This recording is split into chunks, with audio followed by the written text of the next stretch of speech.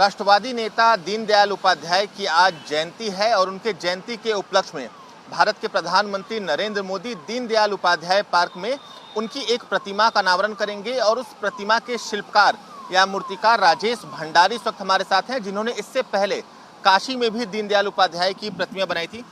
Sir, गर्व की बात होती है, दीनदयाल उपाध्याय जयंती के मौके पे प्रतिमा का अनावरण कर रहे हैं। काशी में भी देखा हमने, आज दीनदयाल पार्क में देख रहे हैं। प्रेरणा कहाँ से मिली इतना सजीव उनकी प्रतिमा बनाने की?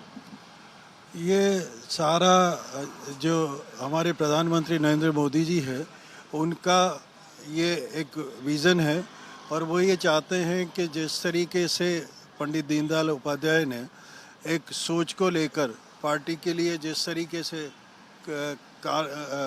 काम किया, एक गाइडलाइंस दी, उसी के अनुरूप जो है प्रधानमंत्री जी ने आने वाली जनरेशन के लिए ये कार्य करने के बारे में सोचा कि मूर्ति आने वाले समय में लोगों को प्रेरणा देती रहेगी और इसीलिए ये मूर्ति का निर्माण कराया गया है। सर, काशी में भी हमने देखा था, उस प्रतिमा की ऊंचाई भी लगभग 63 फीट है, उसको भी आपने बनाया था। ये प्रतिमा की ऊंचाई भी लगभग 63 फीट बताई जा रही है। प्रेरणा कहाँ से मिलती है? और सबसे बड़ी बात है कि आपकी मूर्तियों में एक ये देखने को मिल रहा है हमें कि मूर्तियाँ जीवंत लगती है। लगता है कि आपने इसके काफ़ी रिसर्च किया है। जी हाँ, हमारा यही रहता है कि जिस वक्त हम किसी मूर्ति को बनाएं तो उनके जीवन में किस तरीके से उन्होंने अपनी जीवन यापन किया है, उन्होंने किस तरीके से अपने सारा जो उनका चाल है, डाल है, रहने का ढंग है, कपड़े पहनने के बारे में है, वो सब कुछ के बारे में हम लोग अपनी स्टडी करते हैं और उसी इकोनोग्राफी को स्टडी करने के बाद में हम एक मूर्ति का निर्माण के लिए हमें स्केच करते हैं। स्केच करने के बाद में मॉडल बनाते हैं। मॉडल बनाने के बाद में उसका जो एक ये लॉस्ट वैक्स प्रोसेस कहलाता है मूर्ति बनाने का, उससे इस मूर्ति का निर्माण किया गया है और इसको निर्माण करने में करीब 8 से 10 महीने का समय लगा है। सर, पत्थर की बात करें, क्योंकि पत्थर की ये मूर्ति है। नहीं, मेटल की मूर्ति है। कौन कौन से मेटल यूज हुए हैं? इसमें 85% तांबा है और 15% में लेड, टिन और जिंक है। और ये जो हमारी आम भाषा के अंदर जो कांसा कहलाता है, ये कांसे से बनी हुई मूर्ति है।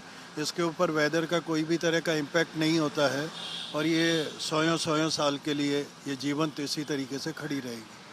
सर, प्रधानमंत्री से आप काफ़ी बार मिल भी चुके होंगे। काशी में भी जब हुआ था तो आप वहाँ मौजूद थे। आज भी प्रधानमंत्री से मिलेंगे। प्रधानमंत्री की क्या प्रतिक्रिया होती है जब वो मूर्ति देखते हैं, क्योंकि दीनदयाल उपाध्याय को अपना आदर्श भी मानते हैं एक तरीके से? ये उनका हमेशा यही रहता है कि सारे समाज को वो किसी भी प्रेरणा के लिए वो प्रेरित करते हैं और प्रेरणा ही वो आने वाले समय के लिए देना चाहते हैं कि जिस तरीके से महान पुरुषों ने इस हिंदुस्तान के लिए काम किया है तो आने वाली जनरेशन उसको देखे और उसके बाद में उसके लिए काम करे। 2 प्रोजेक्ट हमें पता है, उससे पहले भी आपके कई प्रोजेक्ट होंगे। नहीं, मुझे पहले मैंने 2000 के अंदर पार्लियामेंट हाउस में भी चौधरी देवीलाल की मूर्ति का लगाने का मुझे मौका मिला।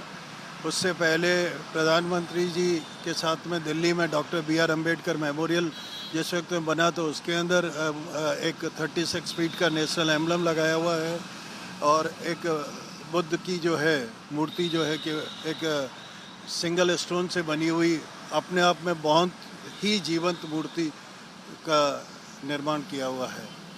और अभी उससे पहले भी जब प्रधानमंत्री जी जिस वक्त में गुजरात के मुख्यमंत्री हुआ करते थे तब भी मुझे उनके साथ में काम करने का मौका मिला। सोमनाथ मंदिर के ऊपर हमीर जी गोयल का एक स्टैचू लगा हुआ है, तो मंदिर की रक्षा हमीर जी गोयल ने की थी सोमनाथ टेम्पल की। और जब मंदिर में एंटर करते हैं तो उनका एक छोटा टेम्पल है, फिर उसके बाद में लॉर्ड शिवा वाला टेम्पल है। तो मुझे कुछ काम करने के लिए और मुझे अच्छा लगता है कि प्रधानमंत्री जी के निर्देशानुसार मुझे कुछ काम करने का मौका मिला है, तो मैं अपने आप को गौरवान्वित महसूस करता हूँ। आपके बारे में कुछ जानना चाहेंगे? शिल्प कला के क्षेत्र में आप कहाँ से आए, क्या आपने पढ़ाई की थी? मैं जयपुर राजस्थान से हूँ। हम लोग शिल्पम से हैं और हम लोग एक टीम मिल के काम करते हैं और मेरे साथ में काफ़ी सारे कारीगर हैं जो कि हम उनको मिलके और अपना कार्य को पूर्ण करते हैं। और ये एक पढ़ाई की ज़रूरत के साथ साथ में एक ये गॉड गिफ्ट है कि जिससे कि आदमी कोई काम करता है। सर, एक सवाल और रहेगा कि आखिर ये मूर्ति बन गई, प्रधानमंत्री इसका आज लोकार्पण करेंगे, देश के लिए गर्व की बात है, दीनदयाल उपाध्याय का जन्मदिन है। आपकी प्रेरणा कौन है?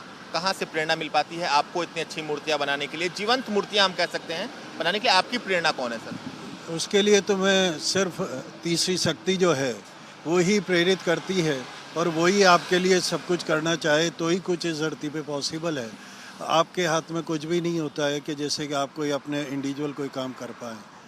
ये भगवान की देन होती है, और भगवान चाहते हैं उतना ही एक मूर्ति में जीवंत एक कारीगर दे सकता है। मैं हूँ या कोई भी आर्टिस्ट है, उसके लिए काम करना तभी पॉसिबल है कि जबकि भगवान का आपके साथ में एक वृद्धस्त हो। दीनदयाल उपाध्याय की मूर्ति आपने बनाई, आपको लगता है कि आने वाले समय में लोगों को इससे प्रेरणा मिलेगी? क्योंकि काशी की मूर्ति हमने देखी थी, वो काफ़ी भव्य है, अभी इस मूर्ति को भी हमने देखा, ये भी काफ़ी जीवंत लग रही है, भव्य लगता है कि आने वाले समय में लोगों को दीनदयाल की मूर्ति देखकर आने वाली पीढ़ियों को इससे प्रेरणा मिलेगी सर? जी हाँ, इससे ज़रूर प्रेरणा मिलेगी। और ये बहुत ही एक दिल्ली के लिए एक बहुत अच्छा प्रेरणा स्थल बनेगा, जिसमें कि प्रेरणा मिलती रहेगी लोगों को। सर, एक आखिरी सवाल, युवाओं को क्या संदेश देना चाहेंगे? आप शिल्पकार से क्षेत्र से जुड़े हैं, युवाओं के लिए कुछ संदेश सर? युवाओं के लिए यही है कि महान पुरुषों की जीवनी को वो देखें और उससे कुछ संदेश लें, जिससे कि हर इंसान को कुछ अपनी तरफ से इस देश में करने की ज़रूरत है, और वो करने से ही देश आगे बढ़ पाएगा। बिल्कुल, तो राजेश भंडारी, जो मूर्ति बनाई गई है दीनदयाल उपाध्याय पार्क में दीनदयाल उपाध्याय की, जिसका आज लोकार्पण प्रधानमंत्री करेंगे, उसके शिल्पकार हैं और अपनी खूबियों के लिए जाने जाते हैं। यानी मूर्ति में जो जीवंतता होती है, जो सजीवता होती है, उसके लिए राजेश भंडारी अभी के समय जाने जाते हैं। तो जर्नलिस्ट पवन चौधरी के साथ नवीन निशांत, इंडिया न्यूज, दिल्ली।